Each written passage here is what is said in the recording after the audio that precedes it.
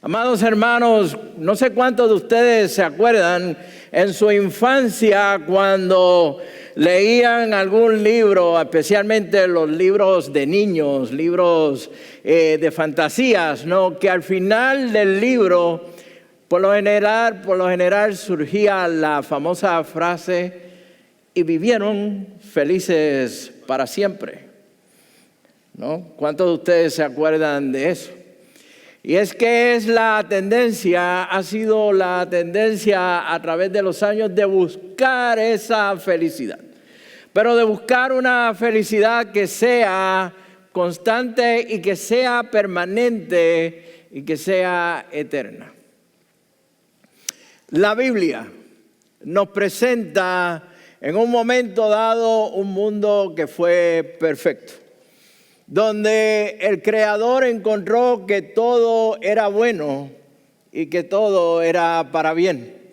En Génesis capítulo 1 y el capítulo 2, todo es perfecto. Pero algo pasa a partir de Génesis capítulo 3. La desobediencia a Dios trae como resultado el pecado y la separación del hombre y la mujer de Dios. Entra el pecado en el mundo. Y aquel mundo perfecto que estaba en los planes de Dios se distorsiona, se corrompe, se separa. Y no es hasta que vamos al libro de Apocalipsis que vemos en el capítulo 7 de ese libro de Apocalipsis, vemos entonces unas naciones que se unen para adorar y alabar a Dios. En Génesis 12 vemos cómo Dios quiere traer bendición al mundo y a las naciones, a las familias, a través de Abraham. Y cuando vamos entonces a Apocalipsis, los capítulos 21 y 22, vemos una vez más ese mundo perfecto que está en los planes de Dios y que ha estado en los planes de Dios siempre para con nosotros. Y vemos entonces cómo hemos de vivir en una eternidad frente a la presencia o ante la presencia de Dios. 4 capítulos en toda la Biblia que nos habla sobre aquel mundo perfecto que Dios había creado dentro del plan de Dios, y al final en Apocalipsis 2 capítulos de volver a ver ese mundo perfecto. Y entre medio de esos 4 capítulos, 2 en Génesis y 2 en Apocalipsis, vemos una historia. Y vemos la historia de Dios buscando al hombre. Dios sale a buscar al hombre. Y vemos entonces la historia de Cristo que sale a rescatar al hombre. Entre medio de esos dos, toda la historia de la humanidad la podemos resumir en la búsqueda de Dios buscando al hombre y Cristo restaurando, rescatando al hombre.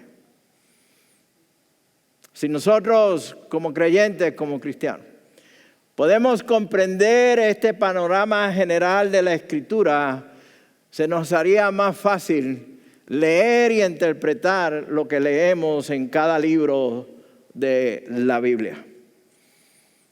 Y es lo que queremos hacer a partir de hoy. Queremos compartir con cada uno de ustedes. En las próximas semanas, tanto el pastor Marco Murillo como su servidor, queremos compartir de un libro en específico. Y queremos hablar del libro de Nehemías. Y es que el libro de Nehemías se encuentra dentro de esa historia de búsqueda y esa historia de restauración, esa historia de reparación del ser humano. El libro de Nehemías junto con el libro de Esdras, 2 libros del Antiguo Testamento, se leían como si fuese un solo libro. De hecho, se consideraban como si fuese un solo libro dentro de la tradición hebrea. Esdras es reconocido como el autor tanto del libro de Esdras como del libro de Nehemías, aun cuando se interpreta y podemos ver que Nehemías tuvo participación en escribir el libro de Nehemías. Este libro se remonta al año 446 antes de Cristo. Y yo sé que tal vez en la mente de muchos de ustedes están diciendo, oye, ¿y qué pasa con el pastor Rafi que nos está dando toda esta historia, todo este trasfondo de este libro? Es que es importante que podamos entender el trasfondo histórico, el trasfondo cultural, el trasfondo literario del libro de Nehemías, para poder entender el mensaje que está dentro de este libro. Nehemías se surge luego de que el pueblo hebreo fue llevado en cautiverio por 70 años bajo la conquista del reino de Babilonia. Y luego de esos 70 años, según Dios lo había prometido al mismo pueblo hebreo, comenzaron a regresar a Jerusalén. Y comenzaron a regresar a la tierra prometida, comenzaron a regresar a Israel. Regresaron en 3 grupos. En el primer grupo venía Esdras. Y se reconstruyó, se reparó el templo. Ya en el tercer grupo entra en acción Nehemías. El templo está restaurado, pero hay una gran labor por realizar. Y es la de reconstruir las murallas que rodeaban a la ciudad de Jerusalén.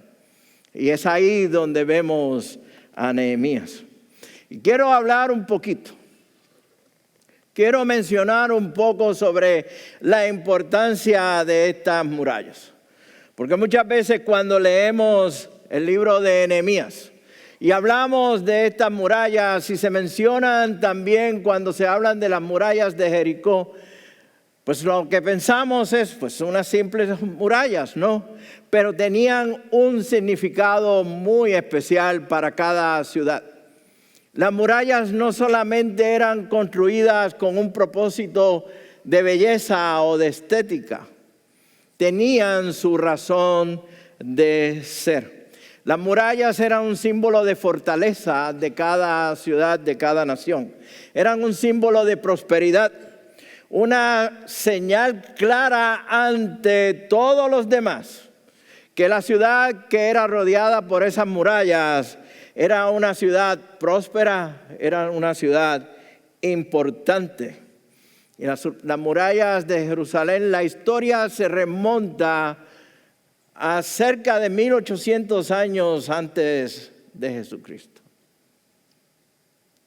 La importancia que tiene esas murallas. Y lamentablemente a través de los siglos esas murallas fueron derribadas por ataques de enemigos, fueron levantadas nuevamente, fueron reconstruidas nuevamente. David, el rey David, reconstruyó murallas y las expandió aún más para expandir o para hacer crecer el territorio de la ciudad de Jerusalén. Y lamentablemente, como dije anteriormente, con el ataque del imperio o del reino de Babilonia, estas murallas fueron derribadas, fueron destruidas. Quedaron en ruina durante cerca de 100 años, hasta que Nehemías comenzó su asombrosa reparación o la reconstrucción de las murallas. Como dije anteriormente, una ciudad con muralla era una ciudad que prospera, que es importante, es un lugar de referencia para los que pasaban por ese sitio.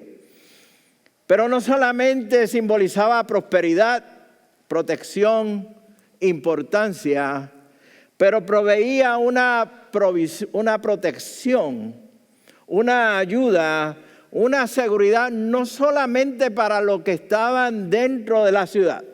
Y quiero que me escuchen claramente en cuanto a estos que voy a decir, porque se ha malinterpretado en muchas ocasiones el porqué de la muralla.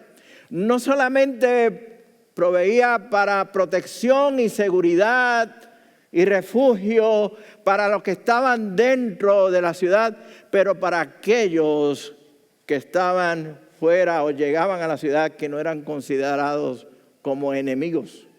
Eran recibidos, eran protegidos, se allegaban y eran bien recibidos dentro de la ciudad y se sentían seguros, se sentían protegidos, se sentían que estaban en un lugar de importancia.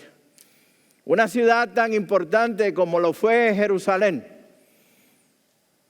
y lo es en la historia bíblica, que haya quedado sin murallas, que haya quedado sin estos muros de protección, significaba un gran dolor para el pueblo, para esa ciudad. Significaba una gran afrenta para ellos y una afrenta para aquellos que aman a Dios y creían en la promesa de Dios. Dios había prometido a Jerusalén y a Israel una gran nación. Y lo vemos desde el mismo capítulo 12 de Génesis con la promesa a Abraham. Y ahora encontramos estas murallas, este muro, derribadas, destruidas. Era de dolor, era de afrenta ver esta condición en la que se encontraban las murallas. Ahora, quiero aclarar algo antes de continuar con este mensaje. Durante esta serie de mensajes de Nehemías, contrario a lo que muchas veces vemos cuando se habla, se enseña o se predica sobre Nehemías, no vamos a enfocarnos necesariamente en el aspecto del liderazgo de Nehemías, pero nos vamos a enfocar en lo que es la reconstrucción de las murallas y el simbolismo que eso conlleva. Queremos traer una comparación, hacer una comparación paralela con el día de hoy. Contextualizar, actualizar el mensaje de Nehemías a nuestro día de hoy. Y lo queremos hacer porque cada día nos encontramos en situaciones, en circunstancias ante el mundo en que estamos viviendo, la sociedad, la cultura en la que estamos viviendo, donde es necesario que estas murallas estén levantadas, proveyendo un punto de referencia a la ciudad, un punto de protección y de seguridad. Y para también que podamos como iglesia, y como iglesia aquí en The Heights en español, realizar nuestra labor de una forma eficiente, la labor que tenemos por delante como iglesia. Valorar lo que Dios ha hecho, las promesas de Dios para con nosotros, lo que Dios ha hecho en nuestras vidas, lo que Dios va a hacer en nuestras vidas y también prepararnos para lo que Dios ha de realizar. El libro de Nehemías es un libro sumamente interesante y quiero exhortarlos, invitarlos a cada uno de ustedes a que lean y mediten sobre este libro mientras avanzamos en esta serie de mensajes de Nehemías. Ahora quiero invitarlos a que busquen sus Biblias, abran sus Biblias. Y si la trajo, como siempre he dicho, de forma impresa, me gustaría escuchar el sonido de las páginas mientras usted va buscando en su Biblia. Y si la está mirando en forma electrónica, está bien conmigo, no hay problema. Si tiene la versión Reina Valera del 60, fantástico. Si tiene la nueva traducción viviente, excelente. Si tiene la nueva versión internacional, como dirían en mi pueblo, mucho más mejor. Así que lo importante es que usted tenga la palabra de Dios y la podamos leer juntos. Y le voy a invitar a que nos ubiquemos en el libro de Nehemías, en el Antiguo Testamento, capítulo 1, y primeramente vamos a los primeros 11 versículos. Y los voy a leer. Voy a compartirlos con ustedes, de manera que como iglesia podamos juntos leer estas palabras de Dios. Dice, palabras de Nehemías, hijo de Acalías, aconteció en el mes de Kisleú. Y para los que no saben cuál es ese mes, estamos hablando entre los meses de noviembre y diciembre. En el año 20, estando yo en Susa, capital del reino, que vino Ananí, uno de mis hermanos, con algunos varones de Judá, y le pregunté por los judíos que habían escapado, que habían quedado de la cautividad, y por Jerusalén. Y me dijeron, el remanente, los que quedaron de la cautividad allí en la provincia, están en gran mal y afrenta, y el muro de Jerusalén derribado y sus puertas quemadas a fuego. Cuando oí estas palabras, me senté y lloré. E hice duelo por algunos días y ayuné y oré delante del Dios de los cielos. Y dije, te ruego, oh Jehová, Dios de los cielos, fuerte, grande y temible, que guarda el pacto y la misericordia a los que le aman y guardan sus mandamientos. Esté ahora atento tu oído y abierto tus ojos para oír la oración de tu siervo, que hago ahora delante de ti día y noche por los hijos de Israel, tus siervos. Y confieso los pecados de los hijos de Israel que hemos cometido contra ti. Sí, yo y la casa de mi padre hemos pecado. En extremo nos hemos corrompido contra ti y no hemos guardado los mandamientos, estatutos, preceptos que diste a Moisés, tu siervo. Acuérdate ahora de la palabra que diste a Moisés, tu siervo, diciendo, si vosotros pecares, yo os dispersaré por los pueblos. Pero si volvieres a mí y guardaras mis mandamientos y los pusieres por obra, aunque vuestra dispersión fuera hasta el extremo de los cielos, de allí os recogeré y os traeré al lugar que escogí para hacer habitar allí mi nombre. Ellos pues son tus siervos y tu pueblo, los cuales redimiste con tu gran poder y con tu mano poderosa. Te ruego, oh Jehová, esté ahora atento tu oído a la oración de tu siervo y a la oración de tus siervos, quienes desean reverenciar tu nombre. Concede ahora buen éxito a tu siervo y dale gracia delante de aquel varón, porque yo servía de copero al rey. Primeramente, ante la noticia, ante la desagradable y mala noticia de la condición del pueblo de Israel en Jerusalén, y ante la situación misma de las murallas, Nehemías cayó en gran dolor. Sintió la afrenta del mismo pueblo. Y ante la misma, su primera acción fue ir en oración. Fue en oración a Dios. Y es algo que nosotros como iglesia debemos de mantener y debemos de aplicar diariamente en nuestras vidas. Ante los momentos de crisis, ante los momentos de que algo anda mal, nos preguntamos y nos debemos de preguntar a quién debemos de acudir. ¿A quién debemos de hablar? ¿Vamos al pastor o vamos a un miembro de la iglesia que conocemos? Cuando debemos de primeramente ir delante de la presencia de Dios y estar en oración delante del Señor. Pero miren lo interesante.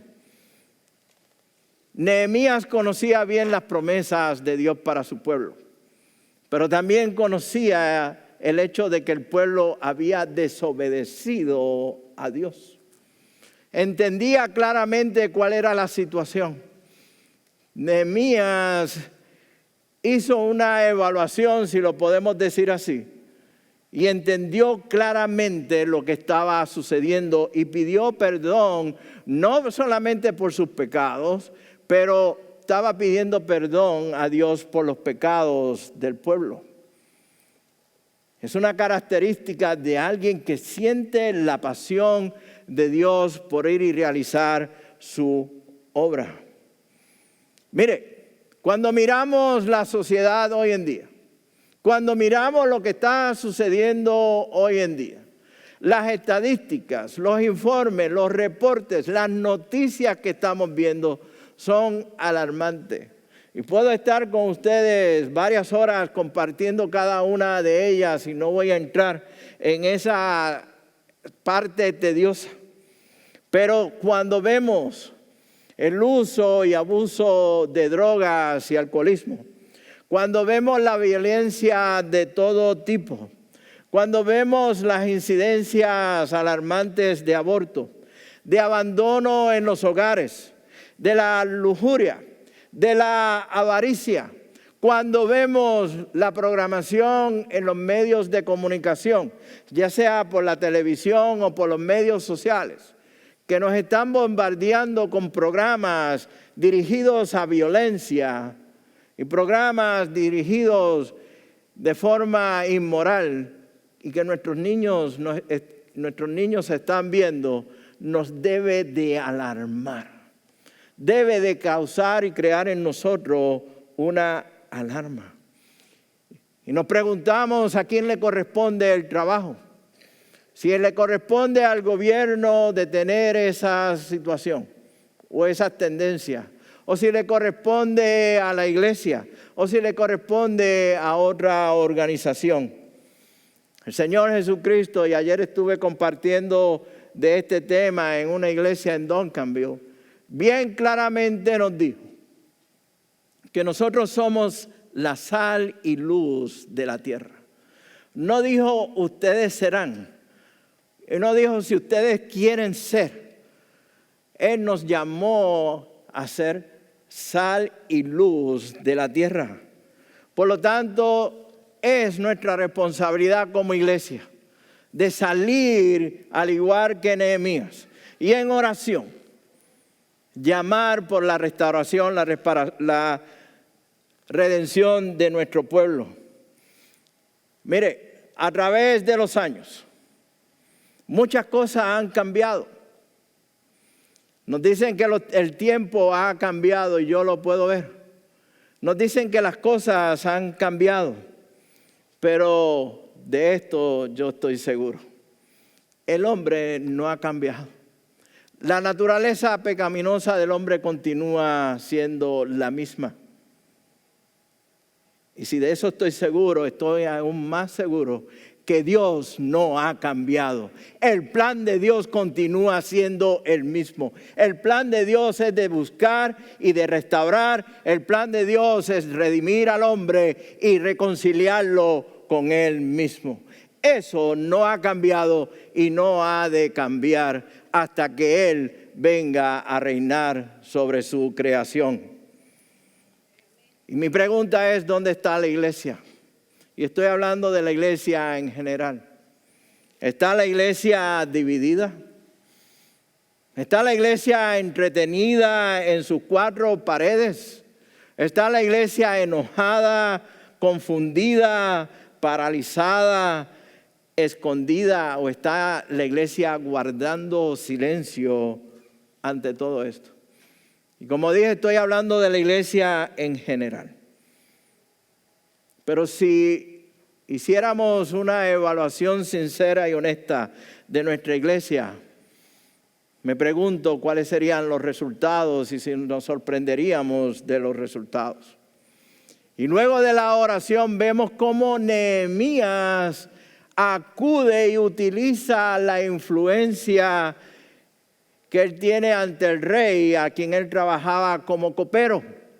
El copero era aquella persona que primero que nada, antes de que le sirvieran el vino al rey, él tenía que beberlo. No para probarlo, no para decir, este vino de California, o vino de Chile, o vino de Argentina. No, era para ver si el vino había sido envenenado. Él era el primero que estaba frente al rey. Era un trabajo de confianza. Era un trabajo básicamente que decía, yo soy el que ha de recibir el disparo primero antes del rey. No era un trabajo muy agradable, no era un trabajo que diríamos que valía la pena, pero estaba cerca del rey y lograba esa confianza. Y en los versículos, en el capítulo 2, los versículos del 1 al 10, vemos cómo Nehemías se acerca al rey y el rey nota algo en Nehemías, nota su tristeza. Ya habían pasado cerca de 8 o 7 meses desde el momento en que Nehemías había escuchado la noticia de las murallas en Jerusalén hasta el momento en que él se acerca al rey. Y el rey le hace la pregunta, ¿qué te sucede? Y Nehemías le explica la situación al rey de su pueblo y pide permiso para ir a reparar y reconstruir las murallas. Fue una gran oportunidad que no podía pasar por alto Nehemías. Aun cuando él parecía tener unos planes, los planes no estaban todos concretos. No estaba todo completamente alineado en la mente de Nehemías. Pero aprovechó la oportunidad para decirle al rey, necesito ir allá y necesito tu favor, necesito tu ayuda para ir a reconstruir las murallas. Muchas veces nosotros pretendemos y queremos que nuestra forma de trabajar o de laborar en el ministerio, tener un plan prácticamente perfecto. Pero Dios lo que quiere es que sintamos esa pasión por ir y realizar la obra a la cual Él nos está llamando. Y Dios va a ir preparando el camino y va preparando el lugar y va preparando los corazones para que la obra se realice. Mire, en mi pueblo hay una expresión, hay un refrán, no sé si algunos de ustedes de sus pueblos lo han escuchado, que dice, alábate pollo que mañana te guisan. ¿Lo han escuchado? ¿Sí? No, algunos me están diciendo que no. Déjenme explicarle. Ok. Alábate pollo, porque yo sé que me ha pasado, porque yo uso muchas expresiones de mi pueblo y algunos, inclusive los pastores me dicen, Jafi, ¿qué no te entendemos? Y yo, pues yo estoy hablando en español, es que no entendemos lo que tú quieres decir. Alábate pollo que mañana te guisan, lo que quiere decir es que nosotros no estamos llamados para que estar alabándonos nosotros mismos, ¿no? Para estar diciendo lo grande que somos y lo maravilloso que somos porque lo hacemos y mañana nos guisan, ¿ok? Nos ponen en agua hirviendo y ya se acabó de todo ese. ¿Me siguieron? Ok, eso es lo que quiere decir. Pero lo que quiero es hablarle de lo siguiente. Mire, sin el error y sin caer en el pecado del orgullo o de ser arrogante. Cuando miramos la iglesia de Heights en español y miramos dónde estábamos el año pasado para este tiempo, ¿y dónde estamos hoy en día? Muchas cosas han cambiado. Tenemos 9 oikos ya establecidos en diferentes hogares alrededor de nuestra iglesia. Oikos que se están reuniendo y están intercediendo por sus amigos y sus vecinos. Y próximamente, al igual que Nehemías, van a salir a las calles a orar por el lugar, por el vecindario, por la comunidad, por la colonia donde ellos se ubican. Cada domingo tenemos más y más voluntarios que anhelan, desean y están trabajando dentro de la iglesia. El grupo de alabanza que estamos teniendo y que somos dirigidos en excelencia para Dios cada domingo, ¿no? Mire dónde estamos reunidos, en el santuario principal. Un espacio tan grande como este, ¿no? Y donde estábamos el año pasado, en tiempos anteriores. Y al mirar, hay veces que nos preguntamos, 150, 160 personas, 170 personas, en un lugar tan grande como este para miles de personas. La pregunta no es esa. La contestación es: Dios va a hacer la obra y nos ha puesto aquí con un propósito para adorarle y alabarle y glorificarle en excelencia. Y eventualmente Dios ha de traer las personas a este lugar. El crecimiento lo da Dios.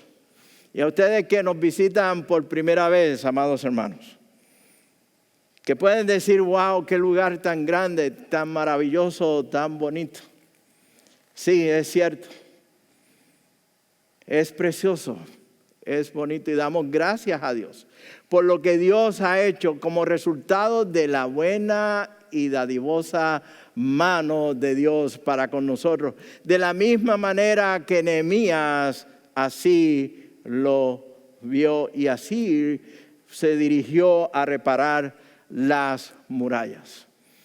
Pero no todo va a ser, como decimos, color de rosas. Vamos a enfrentar y vamos a tener oposición. El capítulo 2, el versículo 10 de Nehemías dice bien claramente: pero oyéndolo Sanballat, Horonita y Tobías, el siervo amonita, les disgustó en extremo que viniese alguno para procurar el bien de los hijos de Israel. La oposición no va a faltar. Los obstáculos no van a faltar. Los señalamientos no van a faltar.